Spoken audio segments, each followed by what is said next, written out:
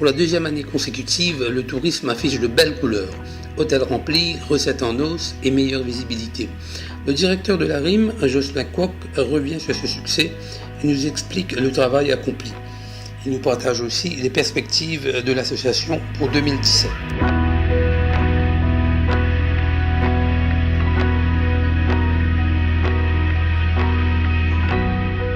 L'année 2016 sera une très bonne année également, suivant l'excellente performance de 2015.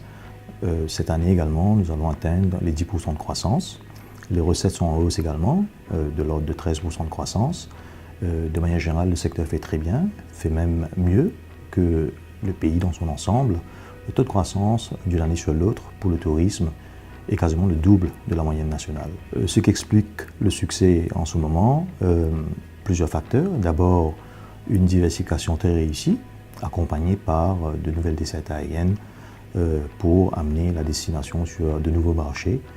Et l'ensemble du secteur a bénéficié d'une série de mesures incitatives pour soutenir la croissance et réussir cette diversification que nous avons recherchée depuis de nombreuses années déjà.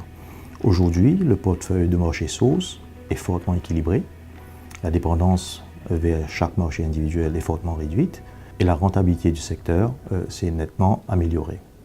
Au niveau de l'hébergement hôtelier pur, les taux d'occupation s'améliorent. Je pense que cette année, nous allons atteindre les 72 voire 73% de taux d'occupation.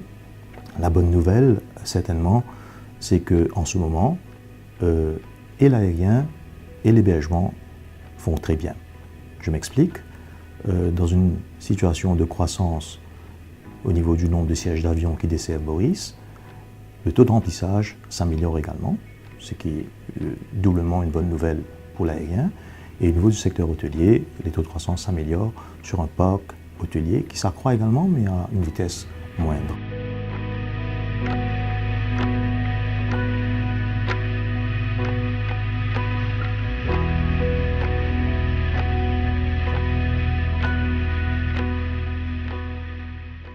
Il faut savoir que la sortie de crise depuis 2009 a été probablement beaucoup plus lente que nous l'espérions.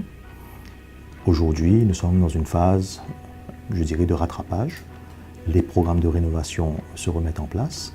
Le nombre de rénovations en 2016 a été significatif et ce nombre va s'accroître l'année prochaine.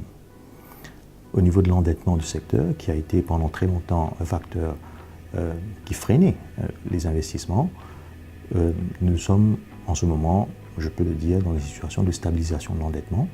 La restructuration de la dette au niveau des grands groupes hôteliers se poursuit et vous avez vu récemment encore de nouvelles initiatives de levée de fonds qui sont intéressantes à noter. Nous poursuivons notre mission, c'est-à-dire d'accompagner nos membres dans la conduite de leurs affaires sur les différents plans, que ce soit fiscal, les lois du travail, la réglementation.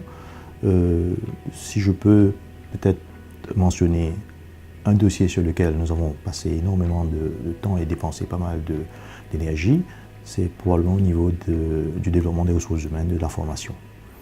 En 2016, la RIM a effectivement été un peu plus entreprenante sur ce plan.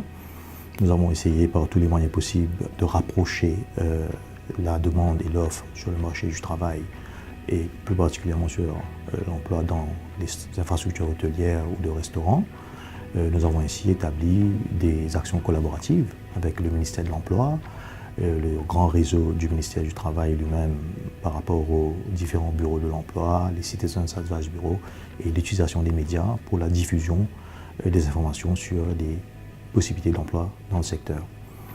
Nous avons également lancé et animé 2 programmes avec la HRDC, Human Resource Development Council, un programme qui touche donc ce que nous appelons les gradués à la recherche d'un premier emploi. Nous avons une douzaine de personnes qui sont en formation en ce moment et qui vont terminer une formation de 10 mois à fin janvier. Et nous avons également une soixantaine de personnes qui sont en train d'être formées sur les métiers polyvalents du housekeeping et du food and beverage, la restauration. Et pour tout de suite, nous avons également depuis 2 semaines un programme fort intéressant qui consiste en l'emploi des personnes en situation de handicap.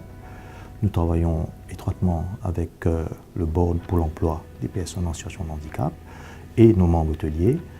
7 personnes, malentendants, vont entrer dans les hôtels cette semaine.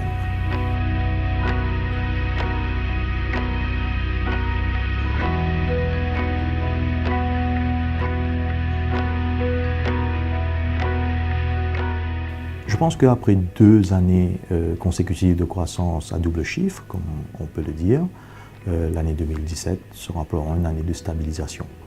Les prévisions officielles font état d'une croissance d'environ 4 à 5% pour le secteur en 2017. Dans l'ensemble, l'industrie pense et ressent cette énergie renouvelée au niveau et ce dynamisme renouvelé au niveau des marchés et au niveau de l'aérien et au niveau du produit lui-même qui est régulièrement et constamment placé dans le segment qui lui semble le plus approprié. Et les perspectives sont très bonnes pour l'instant. Je pense que la diversification que nous poursuivons va se renforcer. Il y a forcément des éléments moins certains qui peuvent atténuer un peu notre enthousiasme, forcément. Et il y a le phénomène Brexit. À ce jour, la livre sterling a perdu 16% de sa valeur par rapport à la roupie et on s'attend à une dégradation éventuelle vers mai-juin de la devise de nouveau. La hausse récente du prix du baril est également un phénomène que nous observons attentivement. Et tout récemment encore, quelques mouvements sur le dollar attirent notre attention. Certainement, on ne peut pas occulter le fait qu'il y a des développements politiques forts qui sont attendus en 2017 également. Dans ce genre de situation, nous le savons tous, l'incertitude impacte directement sur les intentions de voyage et les intentions de vacances de nos marchés cibles. Certainement, nous allons être attentifs à ces différents développements.